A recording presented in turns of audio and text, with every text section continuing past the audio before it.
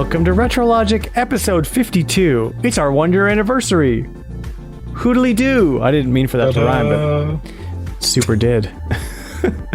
I'm Dan Caparello here with John Cummins and Sam Wagers, and you're listening to the nicest gaming podcast on the internet.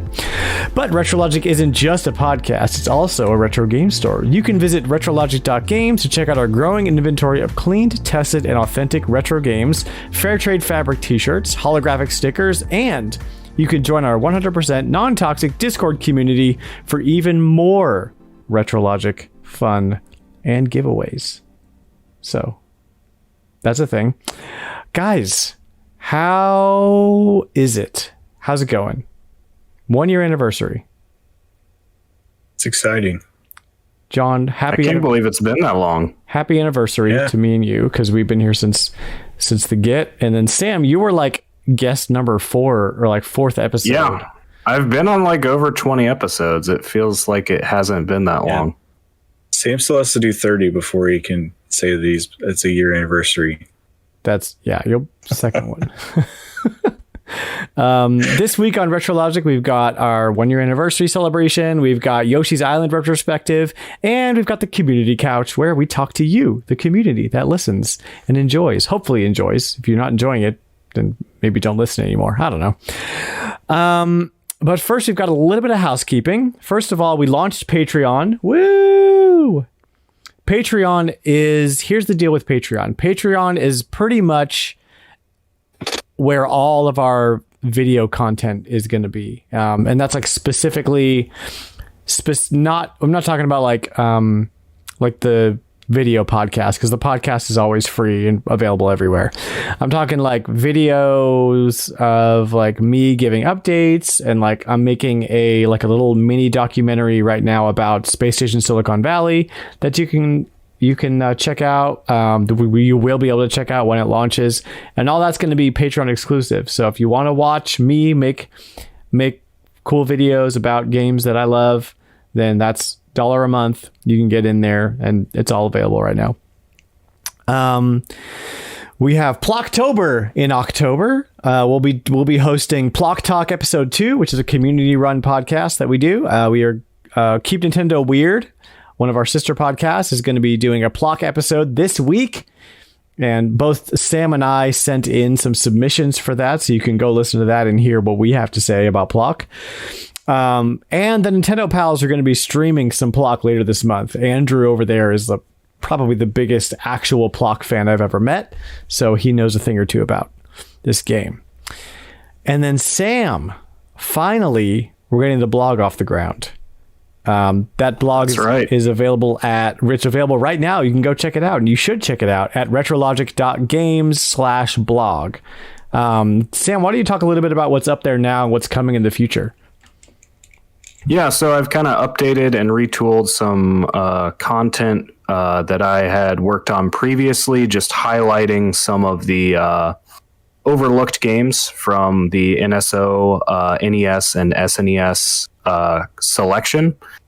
Things I would think are worth checking out that usually are games you might not have heard of or thought much of, that I think are really worth a second look, as well as just kind of evaluating how people feel about the service and what the real state of retro games is as far as availability on the Switch, and how that compares specifically to the virtual console that we had on the Wii, the Wii U, and the 3DS. So if you're curious how that shakes out, there's numbers and charts and all kinds of details on that. Awesome. Yeah, the specificity that you get into with the virtual console versus Switch articles is really great. It's so interesting to look at. So I'm really looking forward to more of that. But you've got 3 articles up right now that people can go check out, and they're all awesome. So go do that. Go share them. Go check them out. You can go to retrologic.games again to check it out, and click that blog button up at the top. With all that out of the way, let's talk about what we played and what we bought this week. So Sam, what do you got for me, dude? Actually, let's start with John this week. You just talked. So John, what did you play? What did you buy this week? So this week I picked up a copy of Mortal Kombat Deception for the GameCube, and this copy even had the little. It's a collector card that came in them. I can't remember how many there were now, but I had this game originally, and I had one of the cards. I don't know where it went now, but I definitely wasn't expecting it to have the card in it when I bought it at a secondhand store. I think it was also one of those where like it had the receipt in it from where they bought it. Oh my gosh. At Kmart or whatever. Wow. Somebody just left it in there. But yeah, I used to love Mortal Kombat Deception. It was a good game. I can't remember if I had it on GameCube or if I had it on Xbox, though. I was trying to remember back. But this one was on GameCube that I just bought. I also picked up a copy of Pokemon White version 2 for the DS. I got this at a flea market. The guy had it just in a little plastic DS game case that holds 3 games.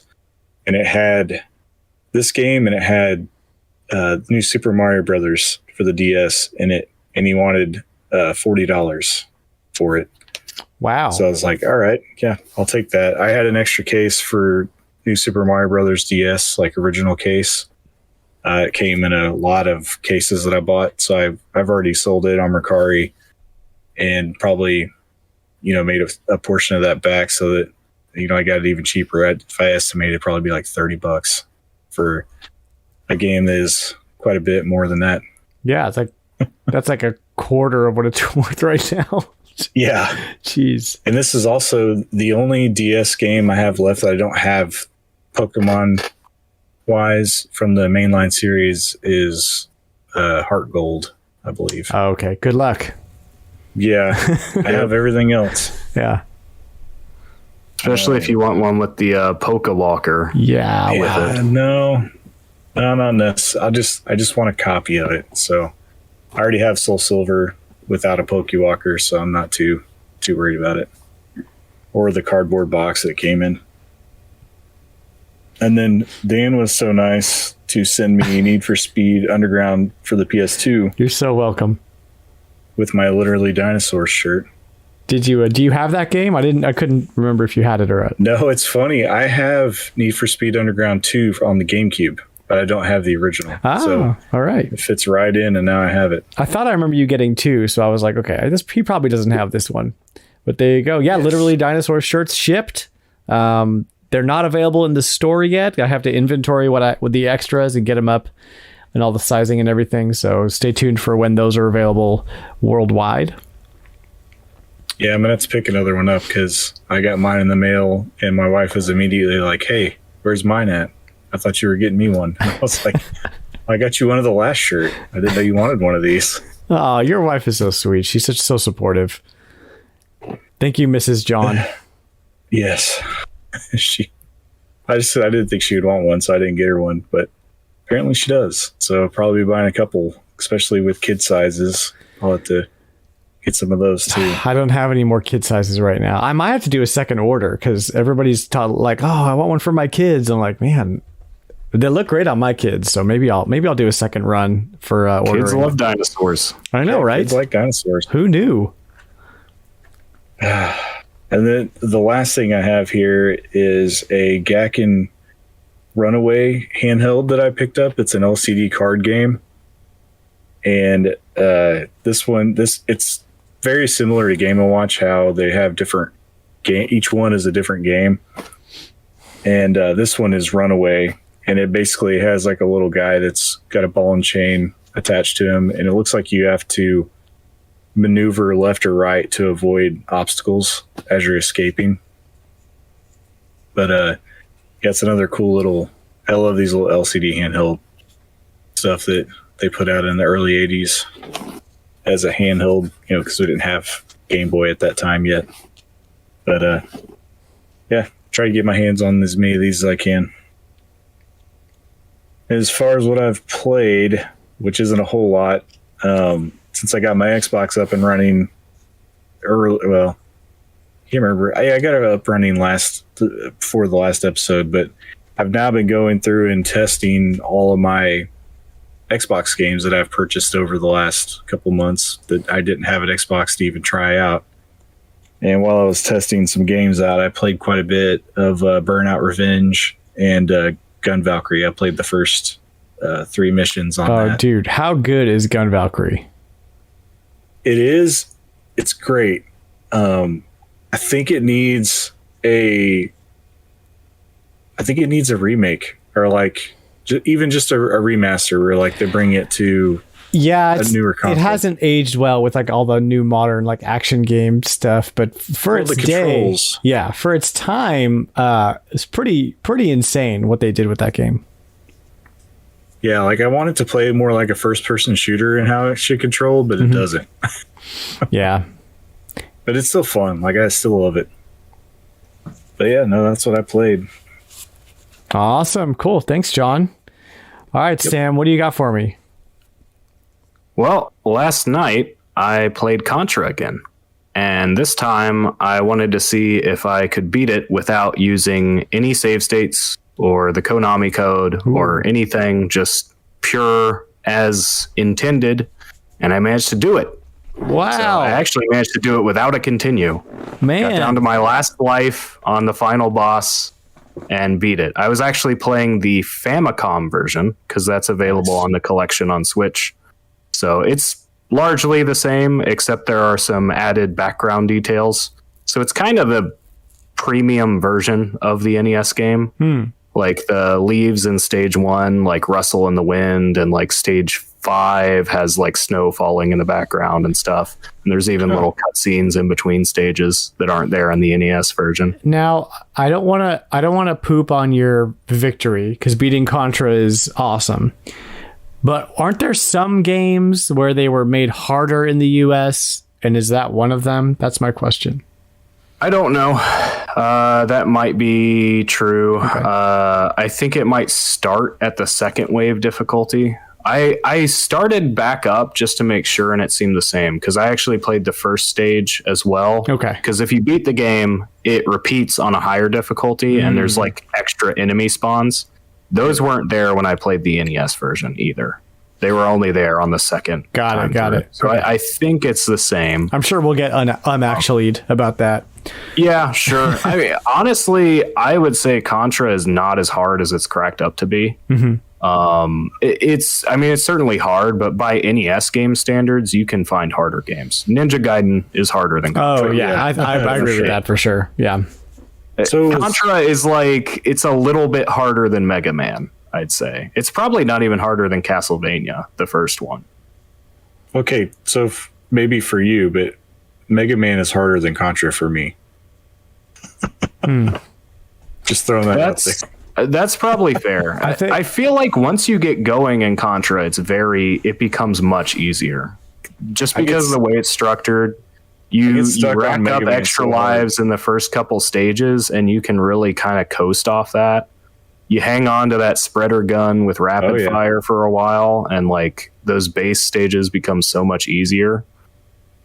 It's hard, but it's not impossible. I think it's because so many people just got used to the Konami code as a crutch that they didn't learn how to actually play the game. It was the game, man. That's where it came from. So yeah. But do we know if this was a Famicom game or was this a disk system game? This was a Famicom game, I believe, and not a disk system, but there were some differences in North America because it was so expensive. Nintendo did not approve Konami putting the same special chips in the cartridges because they'd really started to do that more with the NES. I can't remember when Contra came out. That could be with why I'm thinking. Because a lot of times if you had added effects in a Famicom game, it's because it was a disk system game before it came to the NES. But I want to say it's just special chips on the cartridge are the difference. I also finally managed to beat Terranigma. Hey, and that was kind of a doozy of a final boss. Really annoyed me. That game has some very flawed boss design, I would say. Between the final boss and Bloody Mary, both of which just seem to be weird difficulty spikes when most of the other bosses in the game are forgettable and easy.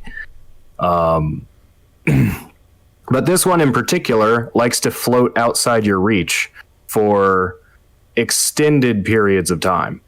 And it's randomized. There's no pattern. You are literally not guaranteed they will ever come close enough for you to hit them. And to make matters worse, they have an undodgeable attack, which they can do. You can block it, but you will still take some damage.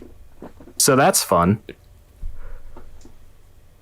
So, yeah, I wound up fighting this boss for about 40 minutes before dying, and then decided to spend a half hour grinding up 2 more levels to make it much easier. So that's just something you have to do for this game, I guess. But overall, I still think it's a great game, a very ambitious game. Worth checking out if you ever get a chance. Again, that's the one that did not release in North America, so you can find an English translation of it, but you will need the PAL version, and you may have to get it from England. And then hopefully that gets re-released or remade at some point. I think it would be ripe for a remake, because I think there's a lot of things you could improve without really overhauling the game too much. ActRaiser Renaissance, dude. I was gonna say we just got ActRaiser. We got ActRaiser. Bring it on. Let's get some more Quintet Enix games, or even just NSO. You know, just throw it on the app. You know. Yeah, it wouldn't be hard to do. Well, it could be from a licensing perspective. Square doesn't seem very supportive of that app. Very true. And then you had some. Sell it to you. You had some time in Game Pass. You were trying some stuff out. Yeah, so I didn't buy anything this week, but I did re-up my subscription to Game Pass. I checked out a game called Dandy Ace, which is another roguelike, kind of like Gungeon or Hades, top-down. Pretty fun, doesn't do quite enough to stand out from... Like, there are better versions of this type of game, I would say. It's still a lot of fun, though. It's got a very colorful style. Yeah. I mean, play Hades first, by all means, or Enter the Gungeon. I still prefer Enter the Gungeon, to be honest. I checked out Astria Ascending, wasn't terribly impressed, probably won't go back to that. I also checked out Marvel's Avengers. That's a very modern game. And the real reason I RetroLogic. The real reason I resubbed, though, is a game called Lemnis Gate, which I don't see a lot of people talking about. The player base for it seems to be small. And this is a first-person shooter. It is a first-person shooter that I got interested in, which makes it really special.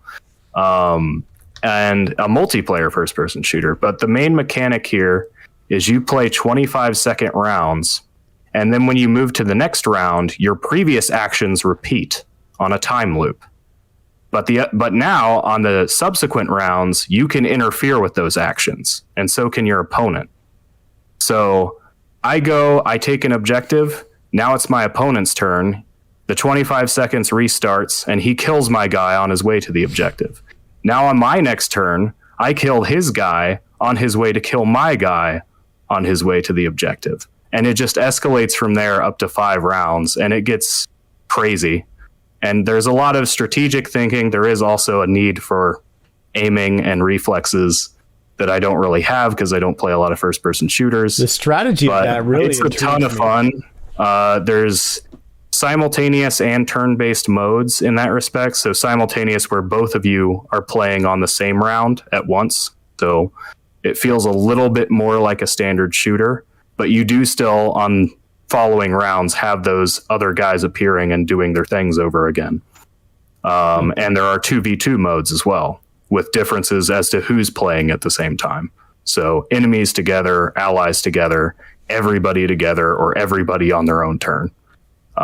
It's very interesting. If you have Game Pass, you should definitely check it out. Is this on Switch? I don't believe it's on Switch. I am going to look it up. PC, Xbox. I think it's on PlayStation 5 as well, but I'm not sure there. You just reminded me. I did go on to Game Pass, and through the EA Play, I downloaded Spore on my PC. Haha. I played through the first section of that game, because you start out as like a microorganism, and then you like become almost like a fish, and then you go on land. Yeah, we were talking about, I can't remember if it was after the show or it was on the show a couple shows ago.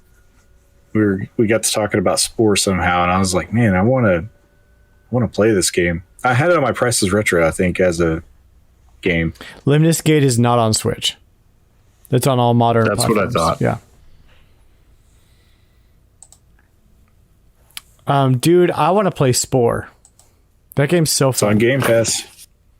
Damn, dude. I forgot how much I enjoyed it, but man, it looks like dog poo. It looks really bad. That's funny.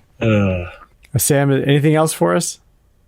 No, that's pretty much it. All right. I'm glad to have beaten Terranigma. Yeah, it seemed like you were getting to the end of it in your head. You were like, I'm done. Well, the thing is, it's not that long a game. It's just I tried to play it while I was playing other games because my save file shows like 16 hours playtime. It's not even a long RPG. Like it's by RPG standards, it's actually a little short. Yeah.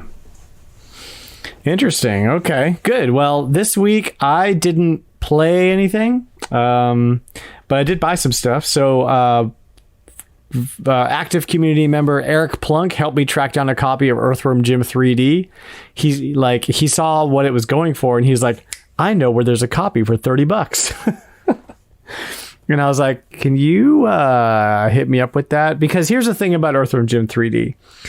The game is actually very not good. Just very much like a rushed project. It's got Rockstar's name on it, which is interesting, but it's not a very well made game. But I have a problem where I like need to own it because it's Earthworm Jim. So now that's solved. That's good. And then I also picked up a copy of Kung Fu Chaos for the Xbox, which is just 4-player Power Stone style madness. Played a ton of it with friends as a kid, so I just had good memories of it. It's not expensive, $20. I mean, it's kind of expensive for an Xbox game as far as they go, but certainly worth it, and I'm glad to own it now. That is all from me. Man, this week, you guys, Monkey Ball, Metroid Prime, or not Metroid Prime, Metroid Dread. What else? Isn't there one more thing coming out this week? Switch OLED. Yeah, the OLED Switch. It's a crazy week, you guys. Or Swoled. Swolled, yeah. Awesome. Great. Well, let's play some Price is Retro.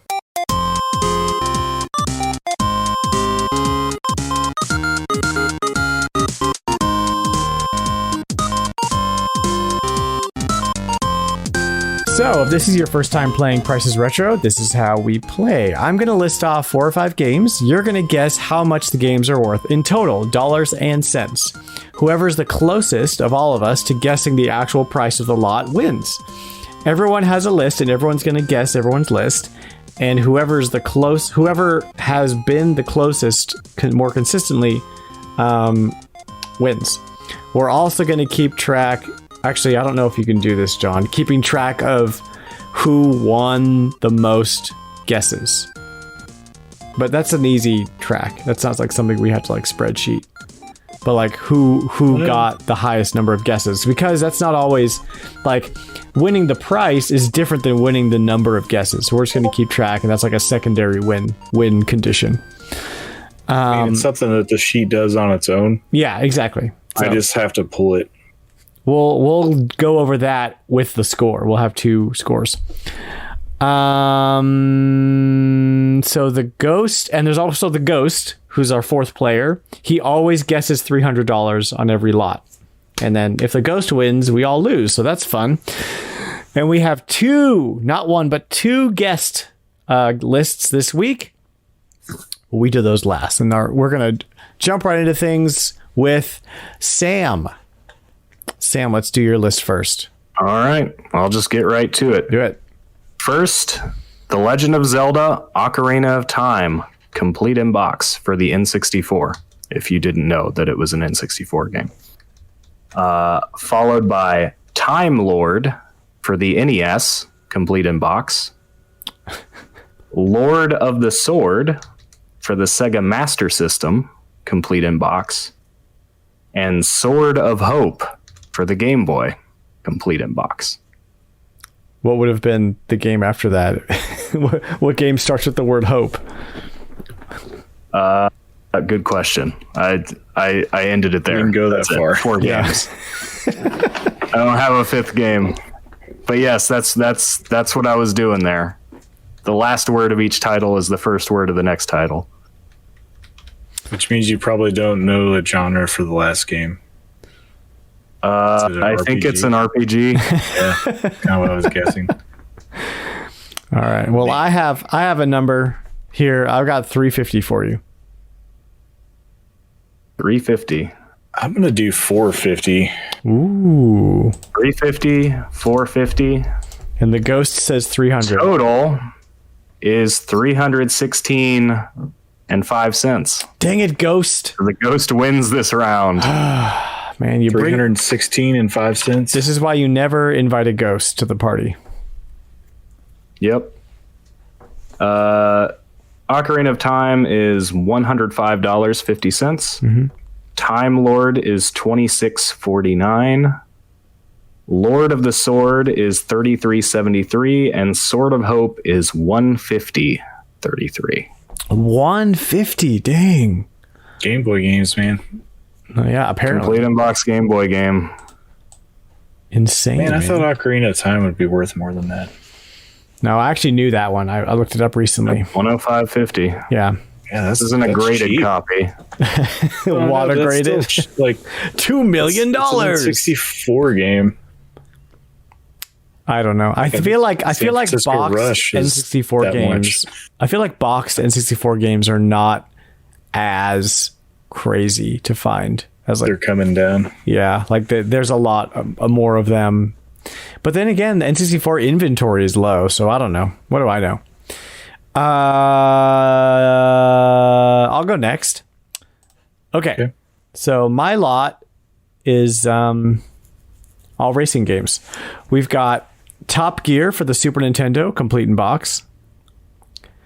Outrun for the Sega Master System, complete in box. Outrun 2006 Coast to Coast for the Xbox, complete in box. And Need for Speed Most Wanted for the Xbox 360, complete in box. What you got? I guess first. Sure. I'll guess first. 190. Okay. John? I'm going to say 225. Okay. And the ghost says 300. Ooh. Every time. Hey, it's October and we have a ghost. That's cool. Total value is $301.90. Wow. Ghost is beating I us. promise I did not do that on purpose. I was going to say, the closer your total is to 300, the more likely the ghost is going to win. I know, but like if you guys guessed 300, then you'd be tied with the ghost. I didn't do that on purpose, though. That's weird. We would just be the ghost. That's just be the ghost, man. Okay, You and the ghost are tied. So, John, your turn. Go ahead. All right. So the first game on my list is Pokemon White version 2 for the DS. Oh, brother. Complete. Second game is Pokemon Troze or Trozy for the DS. Complete. Third game is Pokemon Art Academy for the 3DS. Complete. And the fourth game is Pokemon Box for the GameCube. Complete.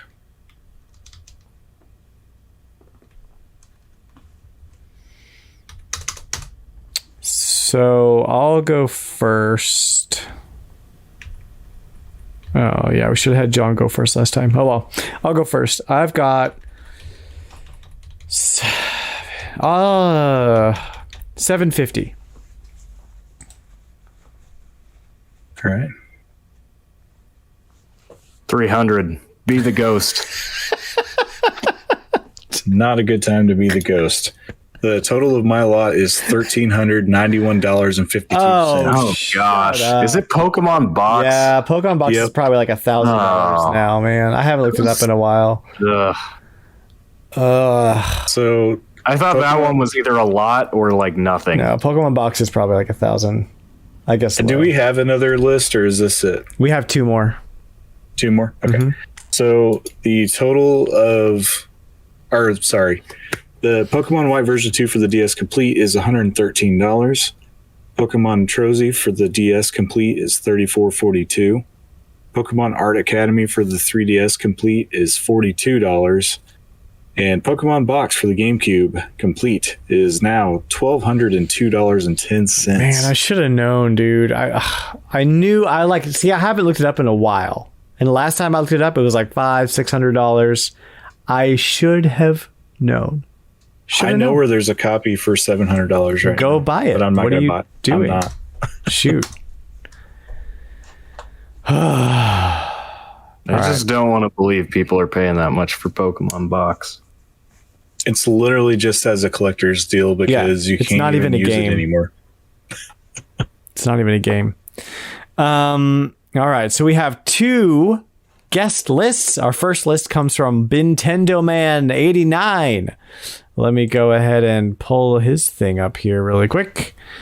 Sometimes it takes me a second because I have to go through our Discord. All right, here we go.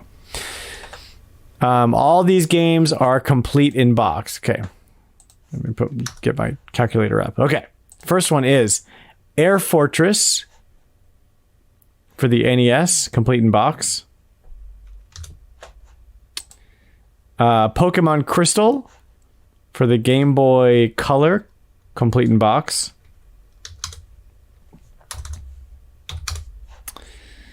I skipped one. Dragon Warrior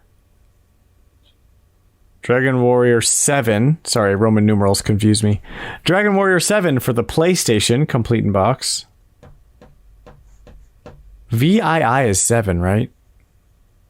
Yes. Okay. Just that's an easier plus one plus one. Right. Yes. But VI and Are IV. after the V, you add. VI and IV confuse me because I'm slightly dyslexic. That one's, I don't know about that one. Game 4 is Animal Crossing for the GameCube, complete in box. And finally, Fantasy Life for the 3DS, complete in box. All right. John, you guess first this time. I'm going to say 565. Okay. Sam, what you got? 650. Wow. Okay. I feel like I'm low here, but what am I? You know what? I'm going to go 300. Let's do it. Let's freaking do it. Be the ghost. I'm practically there anyway. All right, here we go. He has a theme. Any guesses on the theme? Air Fortress, Dragon Warrior, Pokemon Crystal, Animal Crossing, Fantasy Life. All right. Role-playing games? I mean, I don't know what Air Fortress is. All right, here is the total price, $627.19 total. We've got... Sam, you about nailed it. Yeah, pretty much. You've got... Pokemon Crystal was a lot, and Dragon Warrior was probably also a lot. You've got Air Fortress, which is $27.85. Dragon Warrior is $78.03. Pokemon Crystal complete in box is $437.96. That's where I went wrong. I basically gave its extra value to Dragon Warrior. Good Lord. I'm going to have to look that up. Hold up. I was thinking like $250 at least for Crystal. I was thinking like $100. So I know the Complete in loose box? cart goes over 100, I think. Yeah, the card itself is over $100. When in doubt, I say complete in box double the loose price. It gets worse for Game Boy games. The way that I looked at it was... Okay. The loose price is $82. Oh. Why is I thought it was higher. So the way I was thinking about it, my Pokemon Yellow complete in box is $275. So I boosted a little bit, gave it like 300. That's insane. In my guess. Animal Crossing for the GameCube, 48.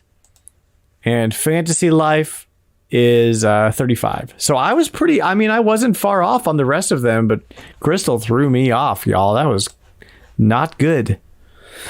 Not good for old Dan here. So he has the theme, which is list. The list is all over the place, but there are some favorites across my favorite systems. Okay, so there's not like a hard theme, but that was a fun list. Now I know what complete in box Pokemon Crystal goes for. Yeah.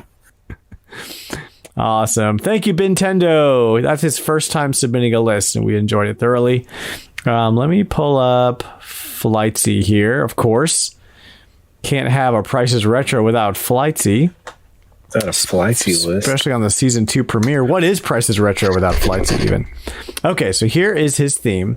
It says, in the beginning, part one of 3. So this is a 3-part Prices Retro. He's giving us the first part on this episode. He'll have 2 more for us. He's got game 1 is Pikmin for the GameCube, complete in box. Game 2 is Rhythm Heaven for the DS, complete in box.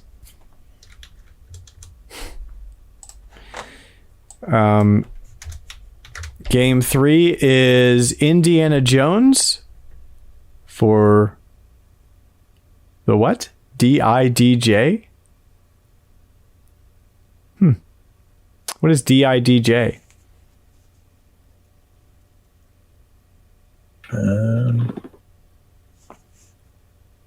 Oh, digital.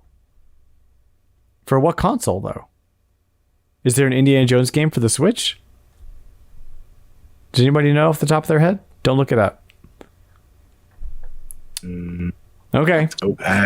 Let's guess. Indiana Jones digital new. I don't know. What's going? Flightsy. All right. Cooking Mama World Kitchen for the Wii, complete in box. And finally, Epic Mickey for the Wii, complete in box. All right. I guess I'll guess first on this one because I'm pretty much ready. 140, 150. I'm going to go 190 on mine. All right. I'm going 200. Okay. I'm going 220. All right, we're all in the same. We're all in the ballpark here. 300. Ghost says 300. Okay, actual retail price is $113.45. We've got Pikmin at $44.39, Rhythm Heaven at $41.99, Indiana Jones at $13.99, Cooking Mama for $6.03, Epic Mickey for $7.05. And the theme explanation is wait until part 3, winky face. Well, Flightsy, you've done it again with the digital games. I'm not mad at you. I just wish you put a console on there. What did y'all guess on that? I guessed 20 because I was like, I don't know, digital game, probably 20. Yeah, 15. Oh, so you were right on there. Pikmin was more. Yeah. Me too. Yeah, I thought that was more too. I actually thought Rhythm Heaven was more too. That's why I was so high. Yeah, we all kind of were because I remember that being plus 50 plus. So I guess it came down a little bit. I don't know. That's weird. All right. Well, John, who won? So we're going to give two wins. There's a win for price and there's a win for number of guesses right. Number of yeah. Okay, so total difference for Dan was $1,079.11. Wow. Total difference for me was $358.68. Total for Sam is $1,332.07. Dang. And the Ghost was at $1,249.20. Oh, thank God. The Ghost beats Sam. I lost to the Ghost. Thank God. I just want to point out I was the original ghost, okay? Yes. I guess 300 on every lot the first time. No, okay? what happened is Sam actually died after that episode, and the ghost is Sam. Yeah, now. he is the ghost. Yeah. Mm-hmm. Okay, so we're Weekend at Bernie's-ing Sam into this episode. Let's see. So John, you won. I did win. Yeah, by a lot. Trying to see who had the most wins, number of wins. I'm pretty sure I only had the one. I think I also had the closest number of wins as well. All right, cool. Which would make sense because I was uncommon. only 358. Not uncommon. Good, man. Which for the next time I'll have it pull that automatically instead of me trying to figure it out real quick. Yay. Well, congrats to you. A winner is you, Sam. John, sorry. Great job. Good guessing. I win nothing. Better luck next time, Ghosty. Think you're so smart. And me with the bad guessing. If you want to submit a list at Listening at Home, if you want to submit a list for us to guess, you can hit me up on Twitter or you can DM me on Discord. My Twitter handle is @RetroLogic Games. Hit me up, send me a list, we will guess it, and then we will give you accolades for being awesome and sending us a list. Let's move on to our show topic for this week.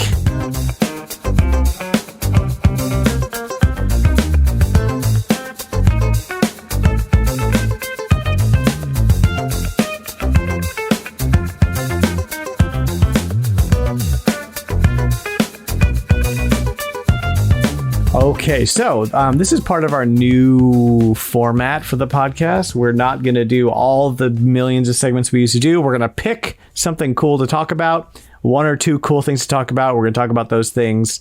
We're not going to try to cover every single thing. Because chances are you already know all the things, so we're just going to pick some cool discussion stuff. Our first topic is it's the 1 year anniversary of RetroLogic. Chick. Guys, so October 1st of 2020 we launched our first episode, and I believe John Blanco was our first guest. The first episode was just me and you. Okay, good. He was our first guest in episode two. Okay, good. Yeah, I went back and looked at the archives. And we just kind of, we were probably my favorite memory of those early days is coming up with the name of the podcast, which is funny because it used to be the game store used to be Blockfort Retro. And then I found another website using the Blockfort, and it's a Mario Kart battle stage. So I was like, I probably should have a different name. So we came up with RetroLogic because we were trying to think of the word retro and then random word. We had retro squirrel, retro nougat, retro banana. We should have been Retro Squirrel. We should have a spin-off podcast called Retro Squirrel, where it's just stuff we couldn't fit into this podcast. Squirrel. And John came up with RetroLogic, and I was just in love with the name. I was like, this is it. This is so good. And then now just everything's RetroLogic. There's no more Blockfort Retro. It's all RetroLogic. I remember spending hours one night changing all the branding for everything. Just stayed up till 2 a.m. changing the website, getting Squarespace up and running, changing the store, the Twitter. Everything became became RetroLogic, and that was really cool. Things have moved pretty quickly in the year, from where we were with the blogger website now to Squarespace and the eBay store growing and everything. Pretty cool stuff. Lots of shirts printed and stickers given away and all kinds of stuff like that. John, do you have any memories from the early days you want to share? Anything that you remember? Oh, just trying to figure out what all we were going to do on the show. I mean, that's how Prices Retro came about. And oh yeah, when we first started, one of the things I wanted to do was highlight games that came out the the day that we were doing the show, and that's where we had to stay in gaming, and just that all was just a snowball effect of trying to figure out what our show was going to be, getting off the start. Yeah, we're still trying to figure it out. We just did a format change. Adding things is always fun. Adding things, taking away some things that don't work, adding things that we're trying. And I mean, one of my favorite things about the podcast is the community that has been there from day one, just like throwing ideas at us and giving us stuff to talk about. And honestly, you guys are the backbone of what we do. So thank you for listening and for being with us from day one. Or if you're listening to us for the first time, thanks for jumping in. And I hope that you stay with us till next year so we can give you a thanks. Episode 4 comes along, and I think it was for Mega Man. Do you remember what the topic was? That was my second guest, was for Mega Man. Oh, yeah. That was in December. Do you remember what the topic was for your first guest? I could pull it up in the archive. I honestly don't remember. There was no Prizes Retro back then. No, that's how early it was. Days. Episode 4. Here we go. Show notes. We've got... Oh, man. Okay, this is cool. We had a poll on Twitter, back when you were on Twitter, John, for what the best controller for the NES was. And the original controller just like swept the whole thing. And then the Max controller, the Dog Bone was the runner up with 16%. And then like, why did we even have the Max and the Advantage on there? They were like less than 5% of the votes. So let's see. I remember we talked about NES. I talked about Kid Icarus, I think. Trying to find it. Let's see here. NES hardware. Oh, the NES came out. Yeah, we just talked about the NES in general, I think. That's what it was. This is when Dan still had a good opinion of the NES and wasn't getting beaten down by Blanco for not having one. I have one. I just don't like it. Yeah, you were on here, Sam. Opinions are opinions. We just didn't have a topic for you. We just talked to NES games. Which is probably why you talked about Kid Icarus. Yeah, but I think even back then, I was like, man, Sam is great on the podcast, and it'd be cool to like get him involved somehow. Even back then, I remember thinking that. And now here you are. So, yeah, cool. You hunted me down. And then in January, and then killed me, and then we dragged you in here. Played my spirit to play Prices Retro. That's for week. Eternity. That's your lot in life now. That's and then you died. That's how I treat my friends. And then you died. So in January of 2021, we came under the wing of the Nintendo Dads as a member of their family of podcasts. Which was a huge boost to like our listenership and our exposure, and really just kind of helped establish us, which is super helpful. That was really, really great. Do you remember the first episode we had Prices Retro, John? 6. Episode 6? Really? That early? Yeah. Oh, man. And you won. Yes, I did. And I will always... on November 2nd. I will always hold it over your head. Yeah, I don't have any notes in here related to like what it was. Oh, here it is. Prices Retro, Housekeeping. Prices Retro, name not final. We put together lists of games and try to guess the collective value. Man, I wish I had some of my lists from back then. You won the first. Well, you do have them. Flightsy's putting together the archive of Prices Retro. Oh, yeah. Okay, we got to plug that. Okay, so if you're in our Discord, I haven't put it on the website yet, but I will. If you're in our Discord, go to the Prices Retro channel and go to the pinned tab, and in there is the archive that Flightsy's putting together for every episode's Prices Retro game, like who won, what games were mentioned, and there's tons of stats. It's super cool to look at. So check that out for sure. Which is funny because I didn't think that anybody would really care as much about the older stuff. Mm-hmm. So the only thing I ever archived was who won and what episode and what was the date. Yeah. That's my archive that I keep within the sheet. I actually gave him access to all of the show notes to like help him keep track of stuff. So hopefully that's helping him out. And we do have to mention that Nick has been vindicated. He does not have the worst score. I know, dude. Yeah. I don't know if he listens anymore, but Nick, if you're listening, we have been saying that you had the worst guess for a long time, and it's just not true. I've had worse. And apparently not very long afterwards. Yeah, either. not at all. We just like to keep you around in conversation, in spirit.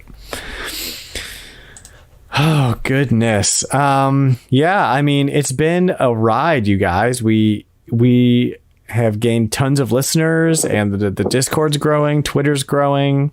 We've got the blog this year. We've got video content coming to Patreon. Just things are growing and happening, and it's really exciting to see. I mean, it's really, really cool that something that we kind of started from the ground up, from nothing, John, like me just wanting to do a thing, inviting John along because I knew he's a crazy collector like me.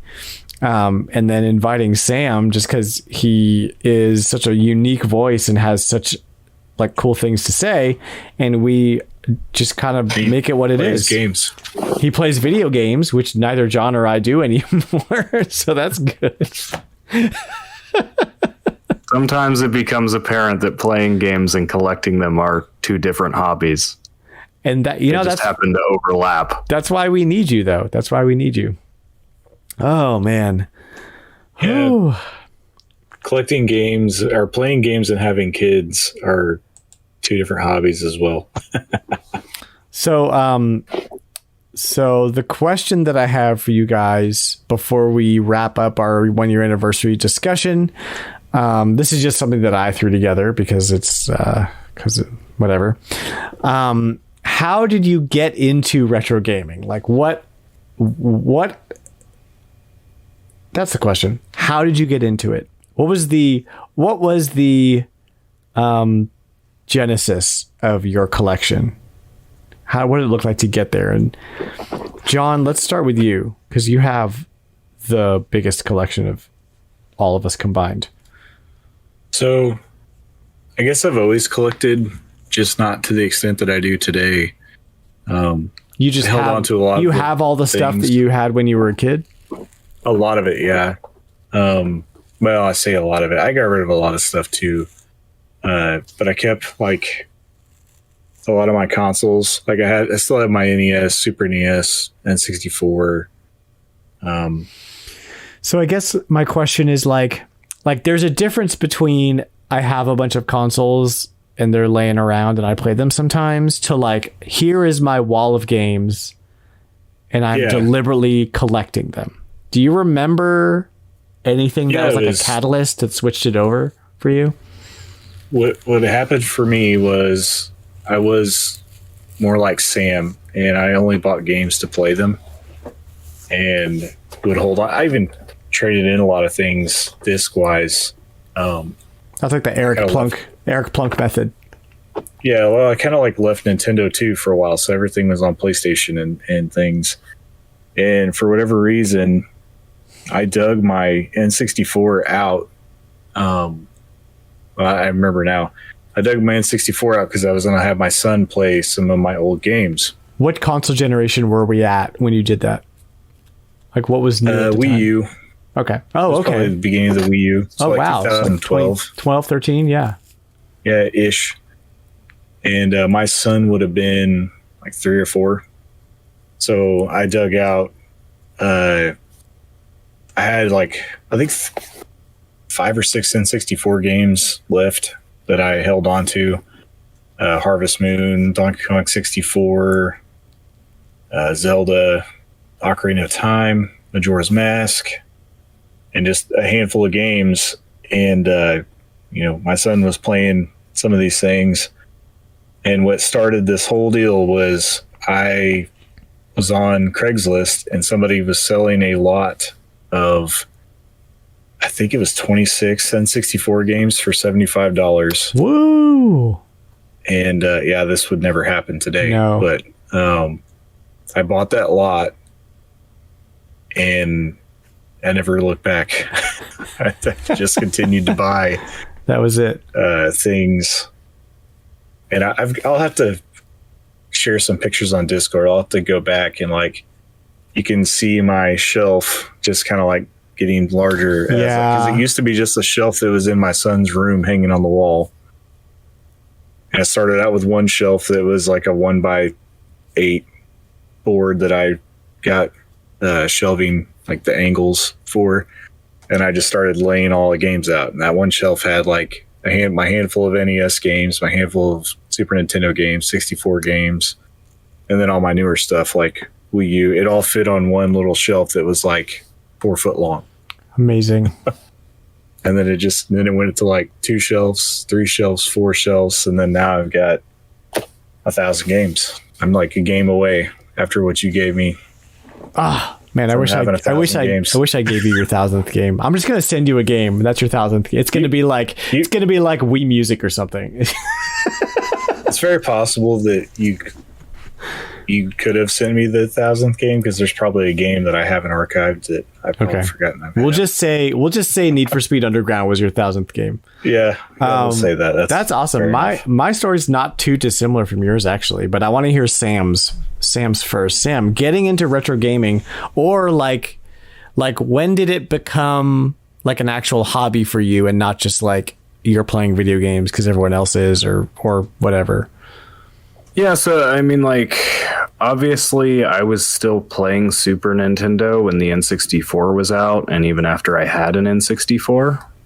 For some people, they only want the new thing, and the old thing they just don't care about anymore. But that was never really the case. But I would probably point to going back to the Super Nintendo around the time of the GameCube, the PlayStation 2. And a lot of what drove me to that was simply because at that time, we were not seeing a lot of 2D games. We weren't seeing a lot of platformers. Mm-hmm. A lot of these genres of games that I like the most had just fallen out of favor. Yeah, RPGs, stuff like that.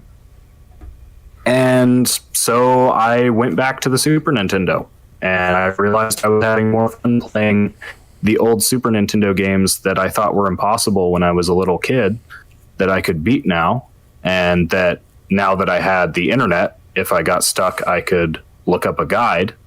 And that just kind of, because it never really left. And, I grew up with 2 older brothers who also did play games. They weren't as interested as I was, and they kind of lost some interest, but never completely.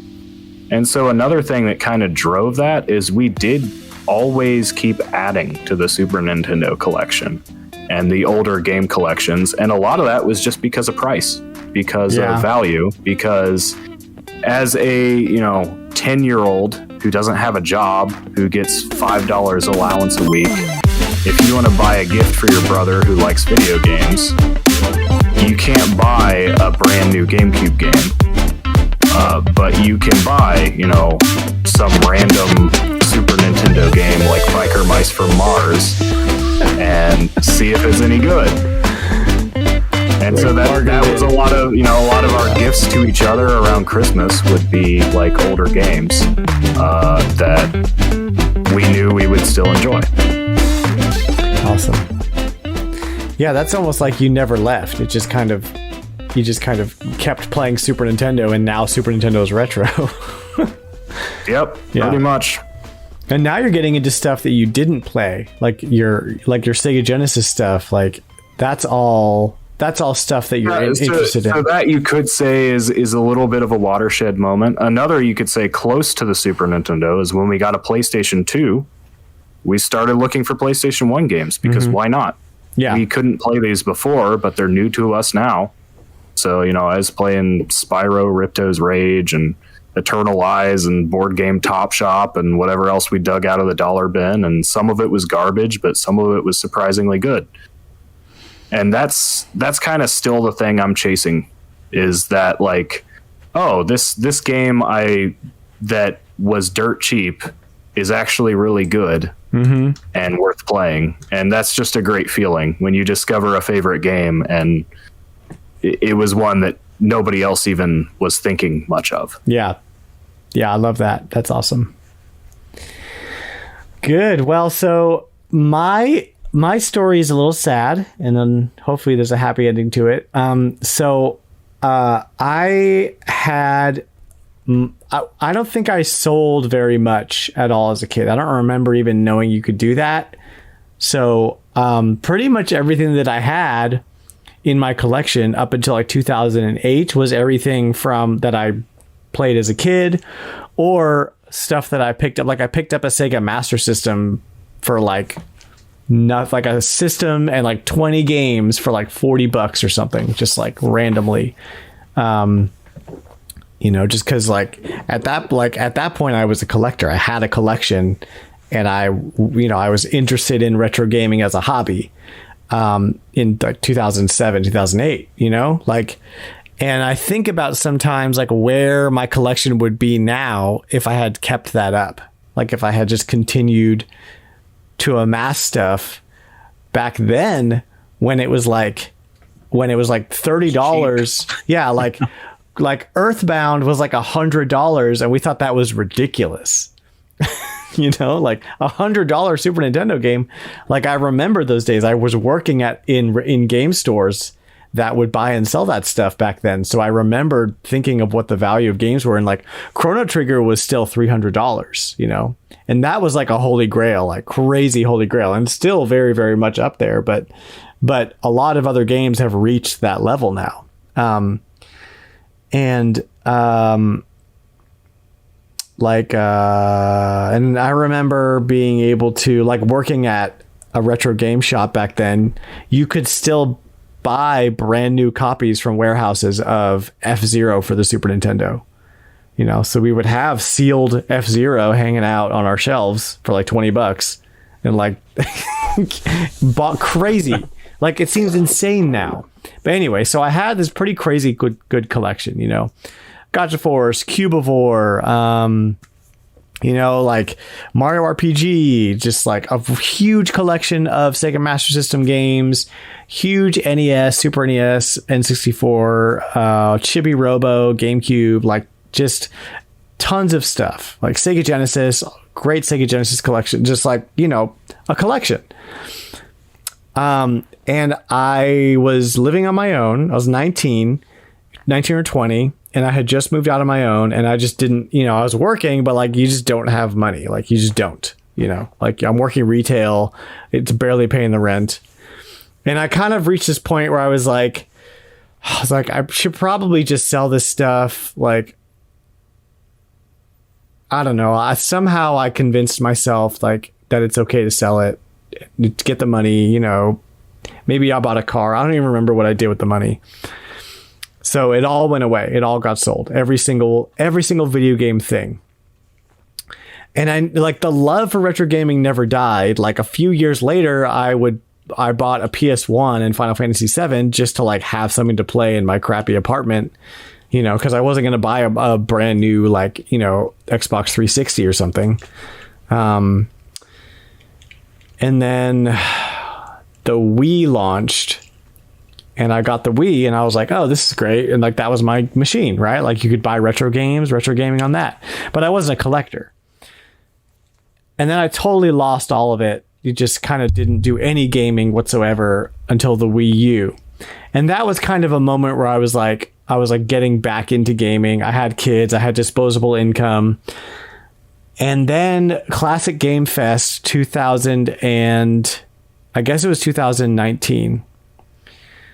And I was just perusing, like looking around. I work there, like I shoot footage for him. And I was just looking around, and I just saw an N64 somebody was selling. And I was just like, man, wouldn't it be so cool to have a collection? And it was literally just a stupid moment like that, where then all of a sudden I was like, in a flash, I'm like, okay, N64, of course Star Fox, because it was cheap back then. And like, of course the cheap games, I'm going to get like Shadows of the Empire, Mario 64 is too expensive, but I'm going to get 1080 snowboarding and Wave Race, whatever cheap games that I loved, whatever was cheap. Wayne Gretzky's 3D hockey, whatever was cheap that I loved. And then from there, it that was the moment, right? That was your moment where you got your lot on Craigslist, Sam, or John or Sam, and you got your PS1 games. It's like, okay, now I'm a collector. Now I'm on Craigslist, and now I'm on, Mercari or eBay, and now I'm trying to get stuff.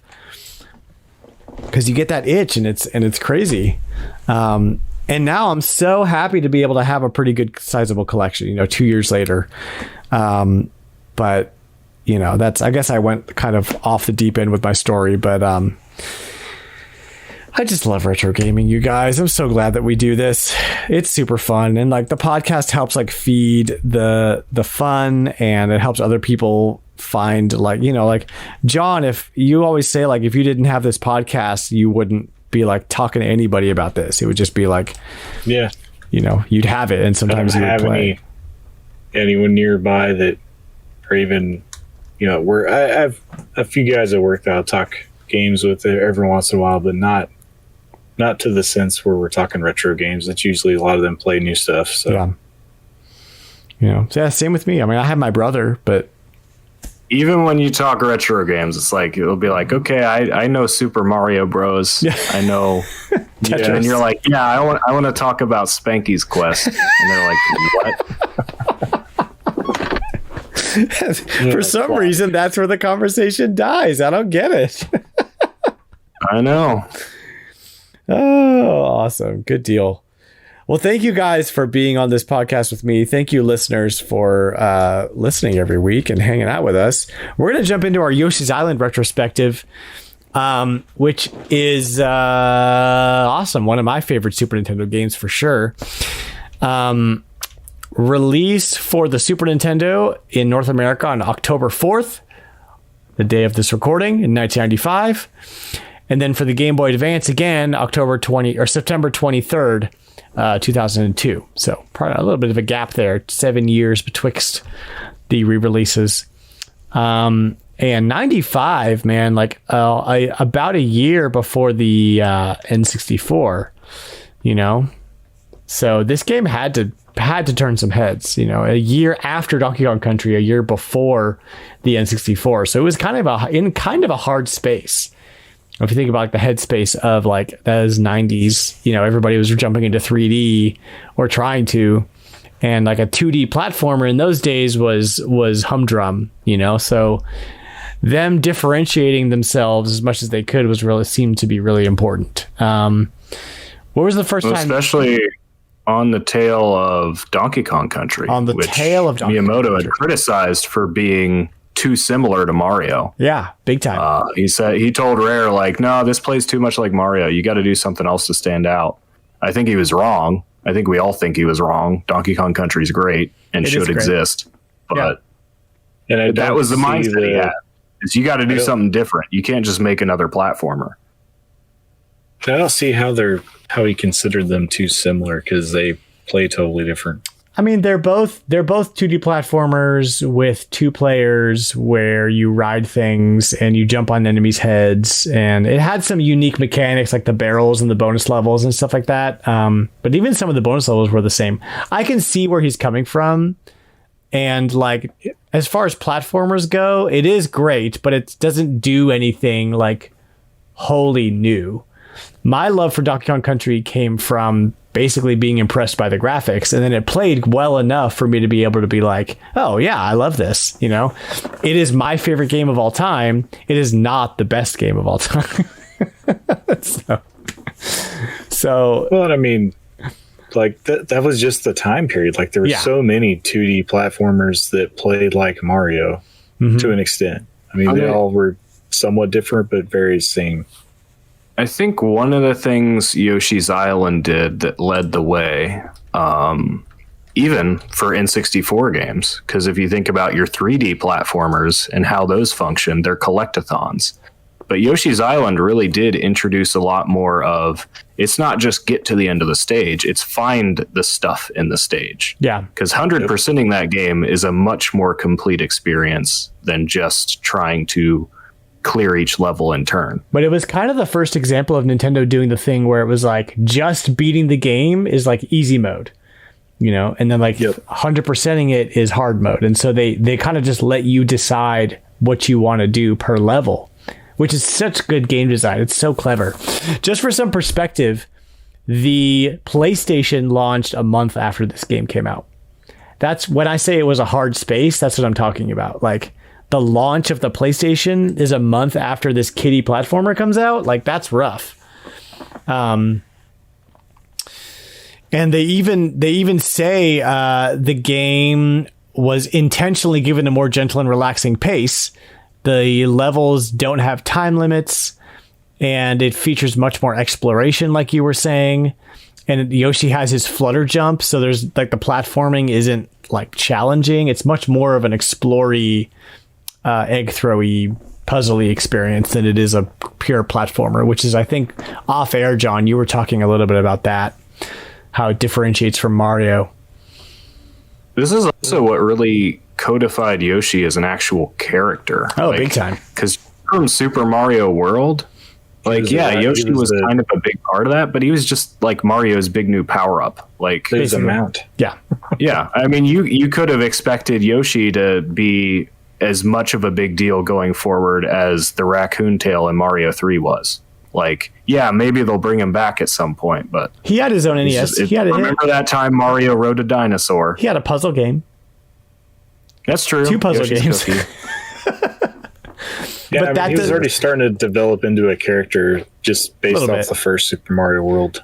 But I mean, this game gave us he was barely in Mario 64, for example. Oh yeah, like almost not even. He could have not been, and nobody would have cared.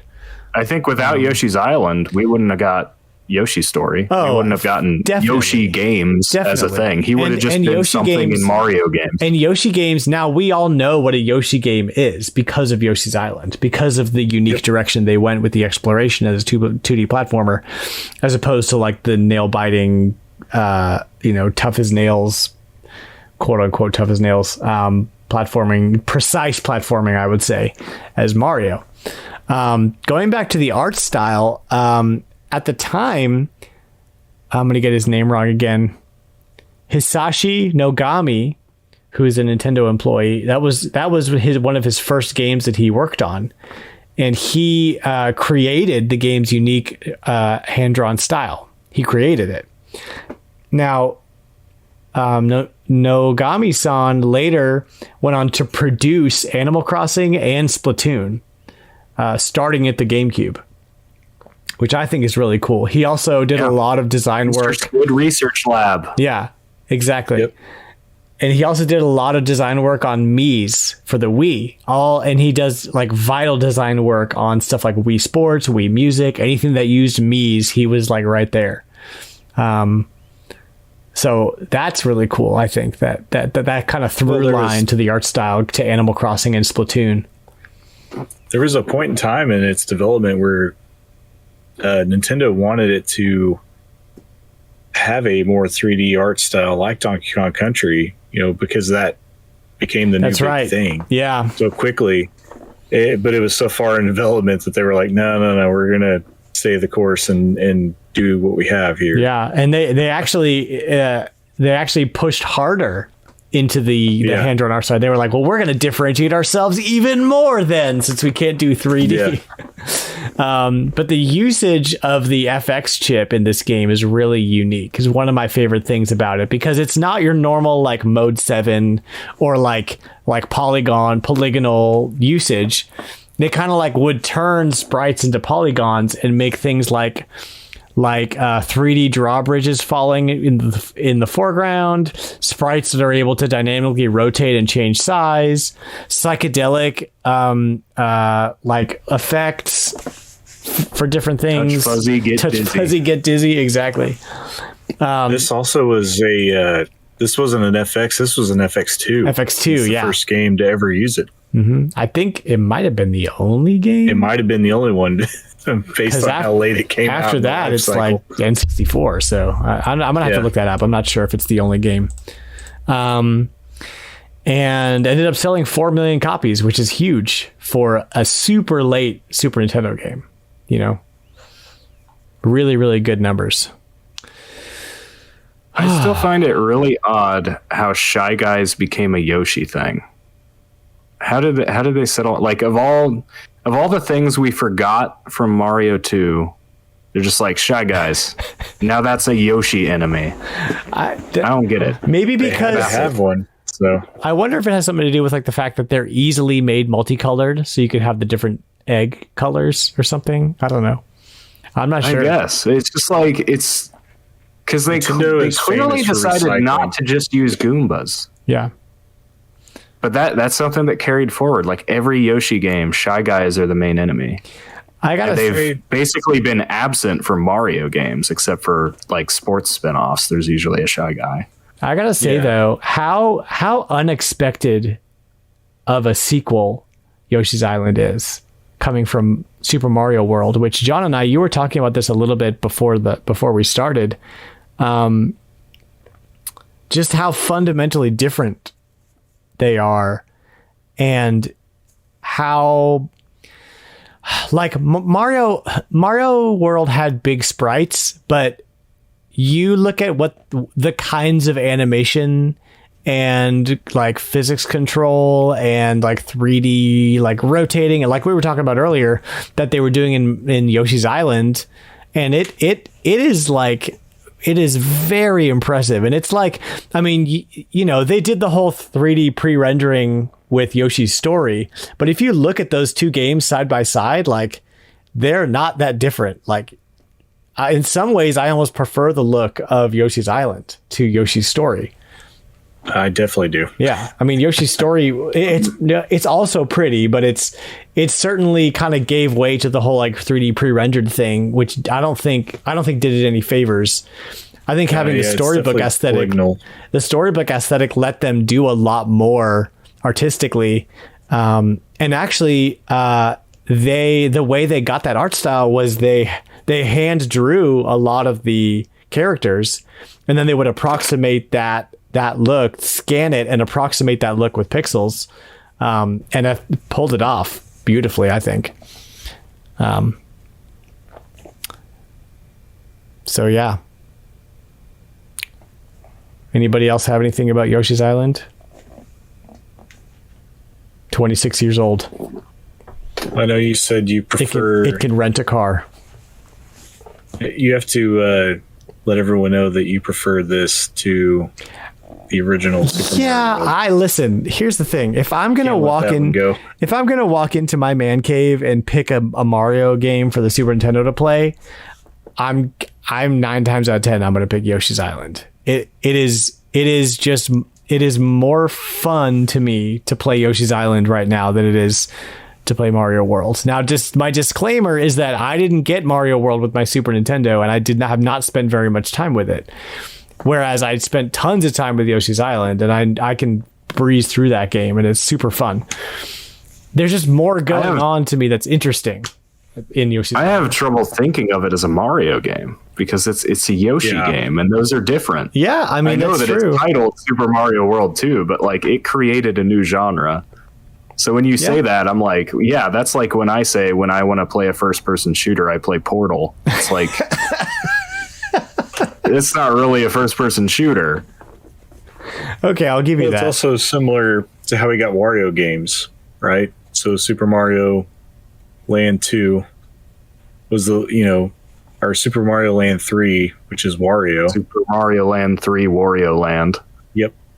That's Nintendo introducing a new type of game, but giving it the title of a known franchise to kick it off. They're tricking us. They're saying, "Hey, check out this new Mario game," with quotations above Mario. Technically, Mario's in it. So he's in it. Yeah. Well, I don't know that comparing Mario World to Yoshi's Island is productive. They're so different. They just have fundamentally different in like your goals and like how they're designed and who it's for, even, so they're both pretty great. They're both great. Yep. I mean, to the men. The thing that decides it definitively is that there's no Yoshi's Island in Mario Maker, right? It's not a Mario game. I will give you that. I mean, yeah, it's not a Mario game because it's its own series.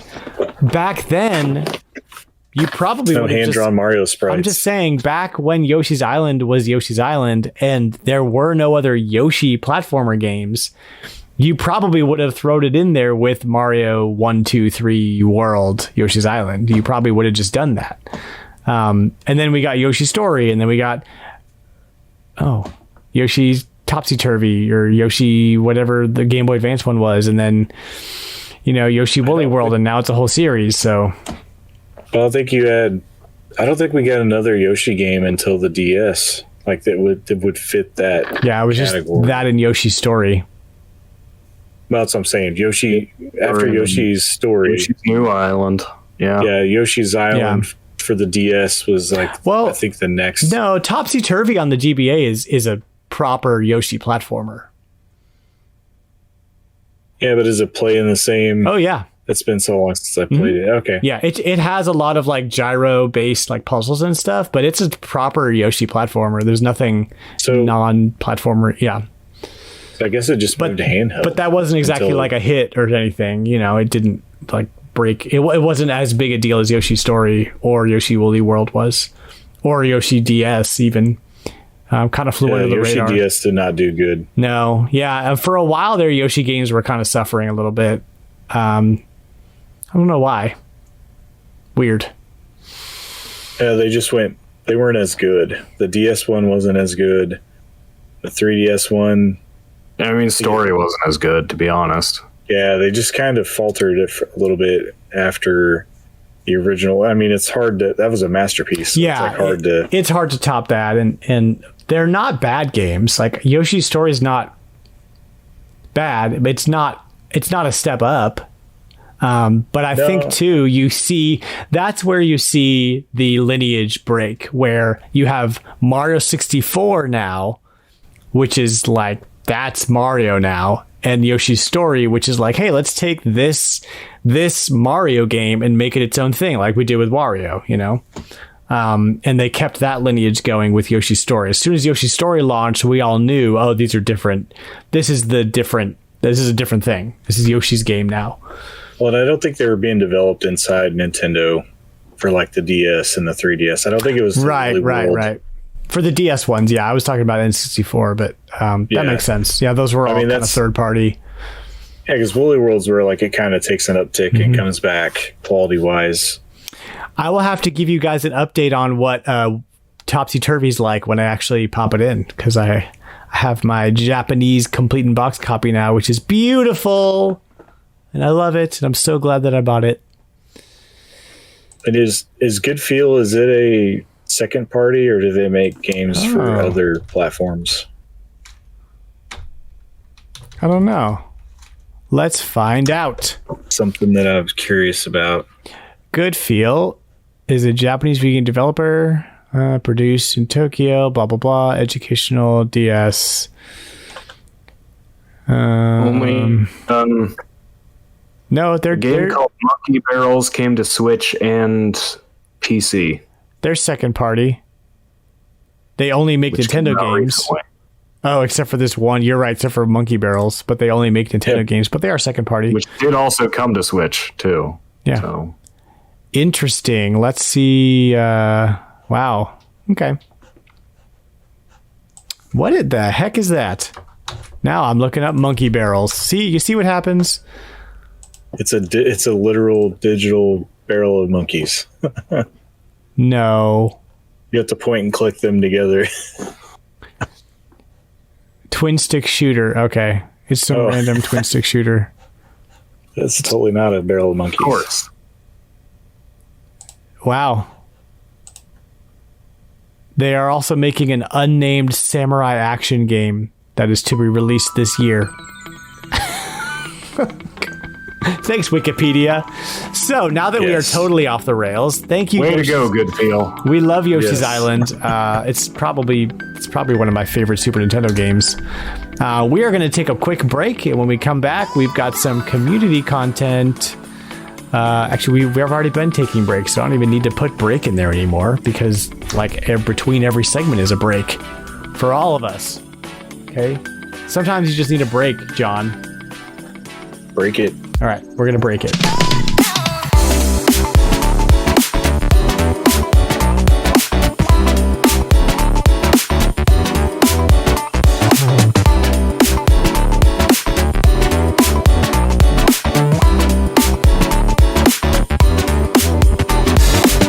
Welcome back. We've got some community content to chat about, but first, let's talk about Retro Rewind. This month, for Spooky October, we've got Demon's Crest available on the Nintendo Switch Online. You don't have to buy the cartridge. Thank God. $100 cartridge. Play the game and then join us for our community-led podcast. Stay tuned for the information on how to join in on that. But this week, we have a question from newcomer to the Discord, DoBoy212. He asks, so I wanted to ask you guys what you thought about modern game creators' biggest failures were. Modern game creators. Let's find out what he's talking about. And if you felt there was a superiority between old and new games. I ask because sometimes I feel like some companies don't utilize as much of the technology as they could. This is evident where you have truly great games, Fallen Order, but you know they're still held back by a company's reluctance to implement every possible avenue in development. Side note, perhaps it's stating that when old games came out, they generally added something new to the table. They didn't generally hinge on gimmicks to sell products and really only got by because they released new versions every year. Maybe modern game developer crunch is so that they have so much technology that they can release a game without having to push an envelope, so it's extreme. Or maybe it's just that with every game sticking to $60 price tag, truly is no use to sell a game better than anyone else if you don't actually get compensated. So let's try to simplify this question. We've got, he feels like companies don't utilize as much technology as they could these days. And yeah, and so they're still held back by companies' reluctance to implement every possible avenue in game development. So what do you guys think about the lack of pushing the envelope, so to speak, in modern game development and how that relates to how retro games used to be developed? Any thoughts on this? I would say that it's not so much a lack of using technology. I think it is a over-reliance on technology over and against actual fundamentally good design and innovation and creativity. It's the idea that if we just have more teraflops, if we can render more particle effects, if we can make our open world bigger, that will make the game better without thinking about how it actually plays. That's good. That makes a lot of sense. As far as the difference between retro innovation and what we have today is just the simple fact that we've come to a point in video games where the increase in technology is a lot harder to see on a scale. Yeah, generation to generation. Yeah, it's not like whenever we were playing Super Nintendo and the N64 came out and all of a sudden you had 3D games. No, there will never be an experience like that again from one generation to the next. Basically from, you could argue the Xbox, GameCube, PlayStation 2 generation forward, games just are more detailed as far as graphics go. More detailed versions of themselves over and over again. Yeah. Yeah. And really a lot of the ideas are even recycled over and over again. I mean, that's when we really first started getting first-person shooters on consoles, and they've just never left. That's when you were getting what we have today as an annual sports game. Madden, hockey, all those games kind of started in that generation, and it hasn't changed. They just look better nowadays. I think a lot of times if you're not seeing it, it's because you're not looking in the right spaces. That's like Nintendo is still innovating. They're still going to give you a game that is functionally different over how it looks. They're looking for a gameplay experience rather than trying to be the nicest looking game out there. Mm-hmm. Not to say that other companies don't do it, but a lot of times it's a lot less often. You don't get that kind of innovation as often with AAA developers anymore. Yeah, I think to kind of real quick to kind of spin off of what you were saying earlier, Sam. I think that for me, when I get a game that is more concise and to the point and does what it's trying to do very well, as opposed to a game that's trying to do everything, that feels a lot better. Like, I would much rather pay $60 for a shorter, like much better made, like way better made game that was designed beginning to end with purpose than something where they said, just make an open world everything game. Like, I totally get what you're saying with that. And that makes sense. Yeah. I think the pursuit of spectacle has always been there. You can still kind of see it even in retro games. You know, you look at like Super Castlevania and that stage where the whole background is rotating, and like that was mind blowing back in the day. Now we kind of might be like laugh at that a little bit, but you know that was always there. But I think one of the things I see in more modern games is that buzzword cinematic, which I hate so much. A little piece of me dies inside every time a trailer is described as such, because I usually start thinking, oh, this is not going to be a game I like. Because it's that pursuit of, you know, making a game that imitates a film, making a game Final Fantasy for that. Yeah. And like, this is just me, but that is something that's increasingly been valued more. And I would say even to the expense of refining gameplay, refining the actual experience of the game, making sure that you have, you know, the most impressive technical display, the most, you know, the just even size of content. And I think that to a degree probably peaked around like the PS2 era, when, or maybe after the PS3, Xbox 360, you know, we started to see you can make your open world bigger, but like if there's nothing to do in it, people aren't going to care. I think a good example of like a game that just kind of knows what it's doing and didn't try to like push itself too far is something like Deathloop, you know? And I haven't even played it, but just the concept alone is intriguing as heck.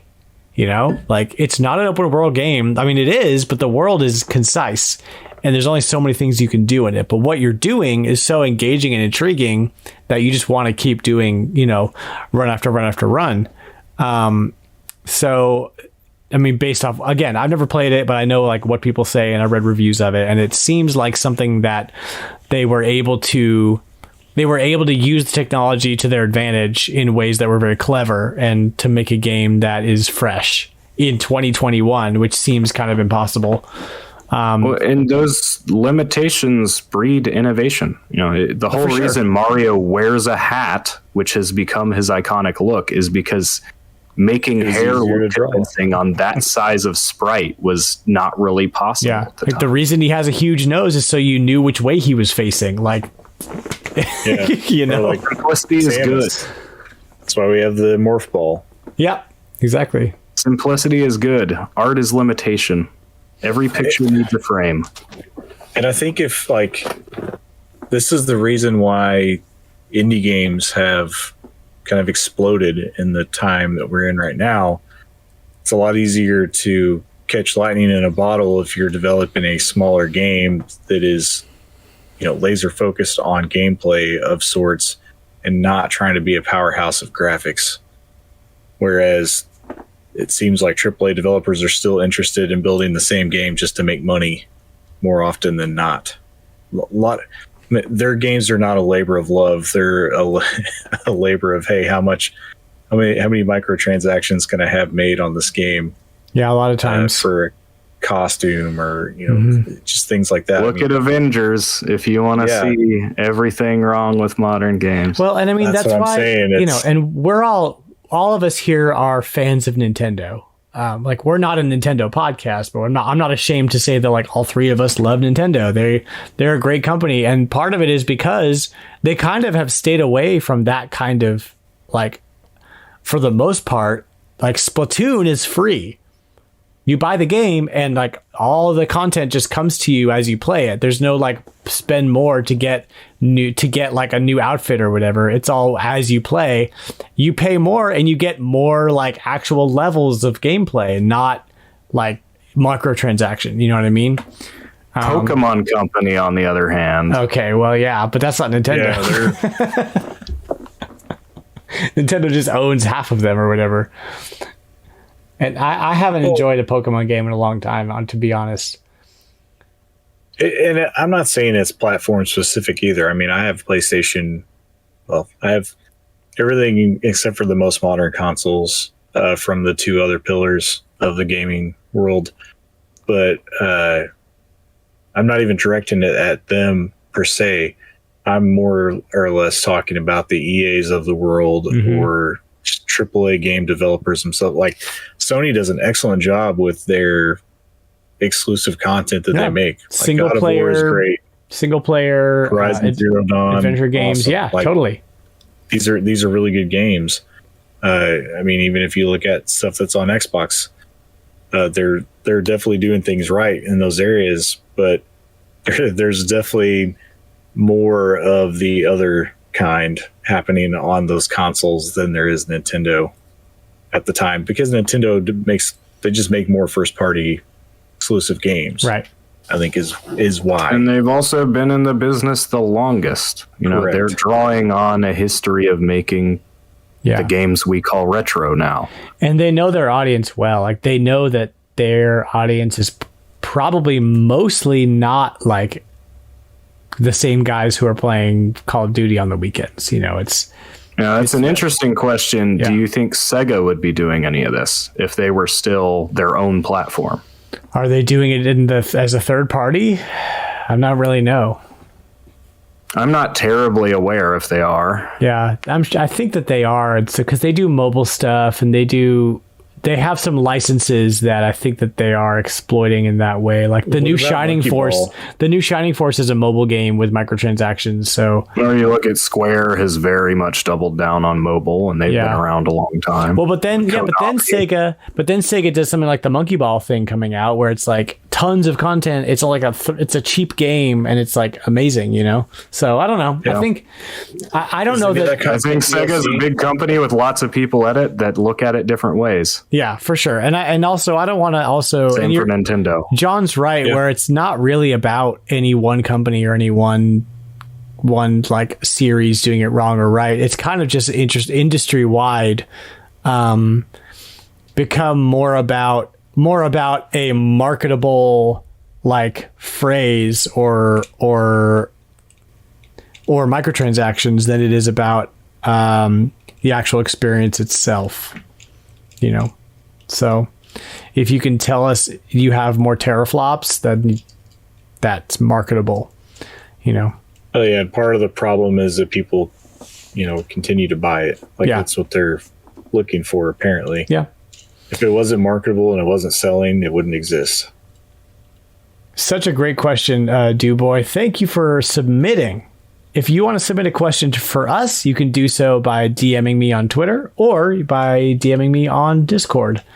That's pretty much it. Or, you can send us an email. Remember we have an email address? Remember that, John? Yeah, it's right next to that rotary phone that we have. Our email address is retrologicpc@gmail.com. I actually checked it today.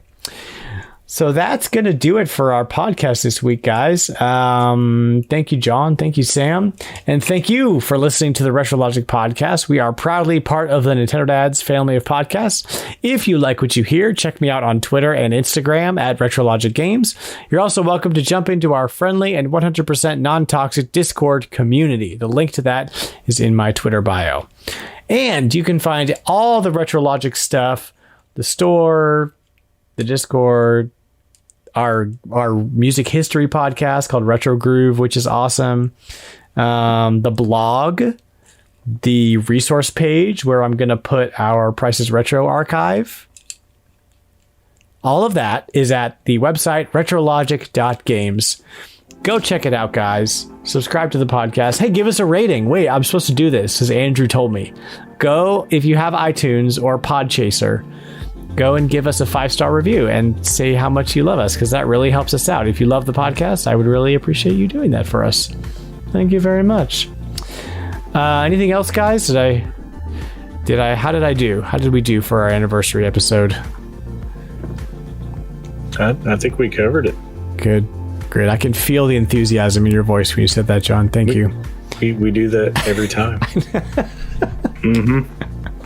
We finished it. We completed our task. Well, thank you, guys. We'll check you on the next episode of RetroLogic. See you then. Bye now.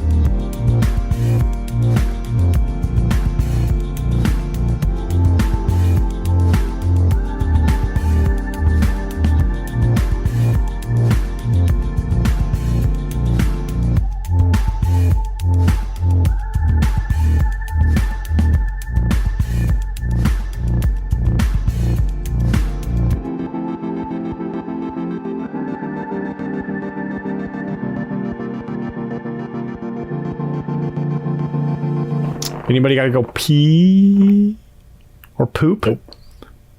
Pee or poop? Definitely no. Or the opposite? Anybody need to go drink or eat something? I'm good.